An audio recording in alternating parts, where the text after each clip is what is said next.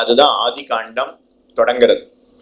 இந்த பூமிய பரிபாலித்த ராஜாக்கள், அந்த ராஜாக்களுடைய பெருமையை நாம கேட்க கேட்க கேட்க நம்முடைய பாபம் தொலையுமா.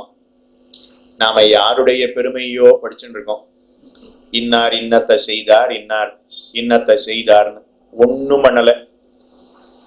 ஆனா அவர்களை பற்றியவற்றையெல்லாம் நாம படிச்சுட்டு இருக்கோம். வின்ஸ்டன் சர்ச்சில் அப்படின்னு ஒருத்தரை பத்தி படிக்கிறோம். ஏன் அவரை பத்தி படிக்கிறோம்? வேர்ல்டு வாரை நிறுத்தினாராம். வேர்ல்டு வார் 2 அதை நிறுத்தினாராம். அதனால அவரை பத்தி நாம படிச்சுட்டு இருக்கோம். அதுக்கப்புறம் ஹிட்லர், அவரை பத்தி நாம படிச்சுட்டு இருக்கோம். நம்ம பாரத தேசத்தை அடிமைப்படுத்தியவர்கள், அப்படிப்பட்ட ஆங்கிலேயர்கள், அவர்களை பத்தி நாம படிச்சுட்டு இருக்கோம். 18 முறை கொள்ளையடித்தவன், அவனை பத்தி நாம படிச்சுட்டு இருக்கோம்.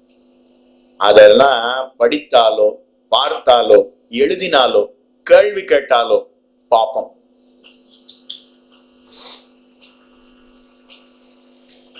ஆனா அதை படிச்சாதான் நான் 10th பாஸ் பண்ண முடியும் அப்படிங்கிறதுக்காக படிச்சு தொலைக்க வேண்டியிருக்கு. அதெல்லாம் படிச்சாலே பாப்போம். அதனால புண்ணியமான ராஜாக்களுடைய சரித்திரத்தை நாமும் கேட்க வேணும்.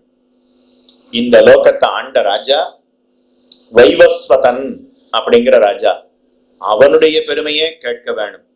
இக்ஷ்வாகு அப்படிங்கிற ராஜா, அவனுடைய பெருமையை கேட்க வேணும். அம்பரீஷன், அவனுடைய பெருமையை கேட்கணும். யயாதி, அவனுடைய பெருமையை கேட்க வேணும். பிருத்து மகாராஜன், பிருத்திவி அப்படின்னு பூமிக்கு பெயர். இந்த பூமியை கடைந்து பூமியில இருந்து ரத்தனம், வைரம், வைடூரியம், மூலிகைகள் இது எல்லாவற்றையும் அவன்தான் பூமிக்கு கொண்டு வந்தான். அதனால அந்த ராஜா அவனுடைய சரித்திரத்தை நாமும் கற்க வேணும். மதுரையில் இருக்கிறவா கண்டிப்பா பிருத்துவனுடைய சரித்திரத்தை அறிந்து கொள்ள வேணும். மதுரைக்கும் பிருத்துவுக்கும் நெருங்கிய தொடர்பு. என்ன தொடர்புன்னா, இன்னைக்கு கூடரழகன் கூடரழகன் எம்பெருமானுடைய மண்டபம், கோபுரம், பிராகாரம் இது எல்லாத்தையும் நிர்மாணம் பண்ணினதே பிருத்து அப்படிங்கிற ராஜா. மாந்தாத்தா அப்படின்னு ஒரு ராஜா, நகுஷன் அப்படின்னு ஒருத்தன், யயாதி அப்படின்னு ஒருத்தர், முச்சுக்குந்தர் அப்படின்னு ஒருத்தர், ரிஷபதேவர் அப்படின்னு ஒருத்தர், புரூரவஸ் அப்படின்னு ஒருத்தன், நிரூகன் அப்படின்னு ஒருத்தர், திலீபன் அப்படின்னு ஒருத்தர், பரதன் அப்படின்னு ஒருத்தர். அந்த பரதன் அப்படிங்கிறவர் ஆண்டபடினாலதான் இந்த தேசத்துக்கு பாரதம் அப்படின்னு பெயர் ஏற்பட்டது. அதனால இப்படிப்பட்ட ராஜாக்கள்னா இந்த பூமியை ஆண்டிருக்கிறார்கள். அவர்களை பற்றிய சரித்திரங்களை உனக்கு நான் எடுத்துரைக்கிறேன்.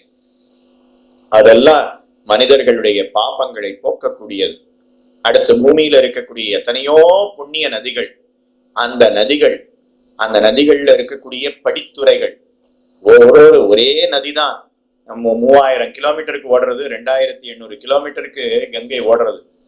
ஆனா அந்த கங்கையில இந்த படித்துறையில நீராடினா ஒரு பலன், இந்த படித்துறையில நீராடினா ஒரு பலனா, அது கூட விடாம எடுத்துரைக்கிறார். கங்கை, யமுனை, சரஸ்வதி, கோதாவரி, நர்மதா, அதுக்கப்புறம் சந்திரபாகா எங்க ஓடுறது? பண்டரிபுரம்.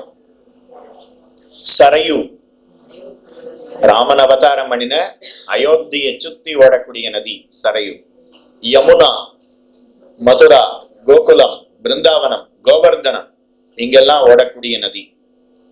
கங்கா ஹிமாச்சலத்துல இருந்து உற்பத்தியாகி அப்படியே கல்கட்டால வந்து சமுத்திரத்துல கடல்ல கலக்கிறாள். வேகவதி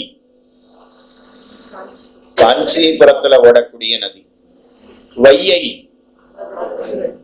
கிருத்தமாலா, கிருஷ்ணா ஆந்திரால வரக்கூடிய நதி. வேணி, திரிவேணி சங்கமம். ஆனா அது அந்த இடத்த சொல்லல, அது திரிவேணி சங்கமம், சங்கமஸ்தானம். இது வேணின்னே ஒரு நதி. இராவதி, கோமதி, நைமிஷாரண்யத்துல ஓடக்கூடிய நதி, துவாரகையிலையும் ஓடக்கூடிய நதி கோமதி. கௌஷிகி அப்படின்னு ஒரு நதி, கோசி அப்படின்னு பெயர். காவேரி நம்முடைய தமிழகத்துல ஸ்ரீரங்கம், கும்பகோணம், சீர்காழி. காவேரி எங்க கடல்ல கலக்கிறாள்? பூம்புகார், ஞாபகத்திலே கொள்க. அதனால நர்மதா, தப்தி இந்த இடங்கள். அதுக்கப்புறம் துங்கபத்ரா, கர்நாடகால ஹோஸ்பெட் அப்படிங்கிற இடம், அங்க ஓடக்கூடிய நதி. க்ஷிப்ரா, க்ஷிப்ரா அப்படிங்கிற நதி. க்ஷிப்ரா கண்ணன் குருகுல வாசம் பண்ணின இடம்.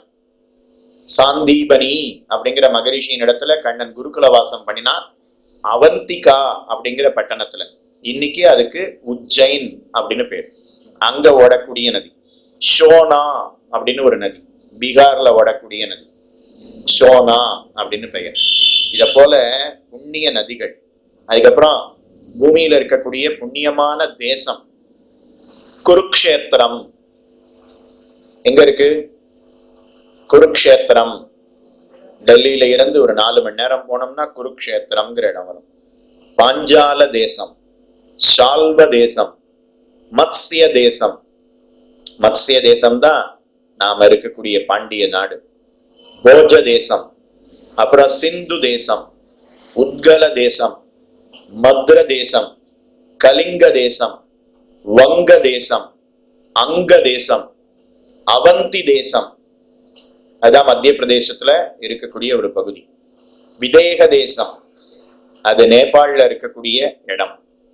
அதுக்கப்புறம் வங்க தேசம், வங்க தேசம் வெஸ்ட் பெங்கால் அப்படின்னு சொல்றோம் இல்லையா, அந்த வெஸ்ட் பெங்கால். அதுக்கப்புறம் பங்களாதேஷ் அப்படின்னு சொல்றோமே அது. அப்புறம் கேகய தேசம் பாகிஸ்தான். அதுக்கப்புறம் அதுக்கு மேல காந்தார தேசம், அதுதான் ஆப்கானிஸ்தான்.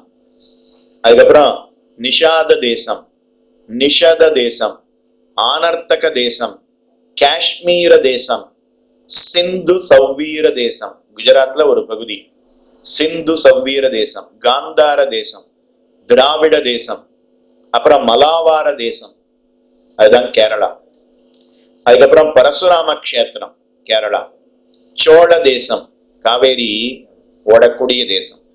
பல்லவ தேசம், அது பல்லவ ராஜாக்கள்லாம் ஆண்ட காஞ்சிபுரம், அதை சுத்தி இருக்கக்கூடிய இடம். காம்போஜ தேசம்.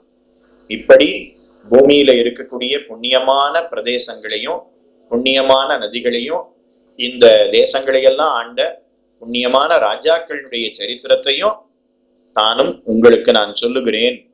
ஏற்கனவே இத வசிஷ்டர் திலீபன் அப்படிங்கிற ராஜாவுக்கு சொல்லி இருக்கிறார். அதையே நான் உங்களுக்கு சொல்லுகிறேன் அப்படின்னு தெரிவிக்கிறார்.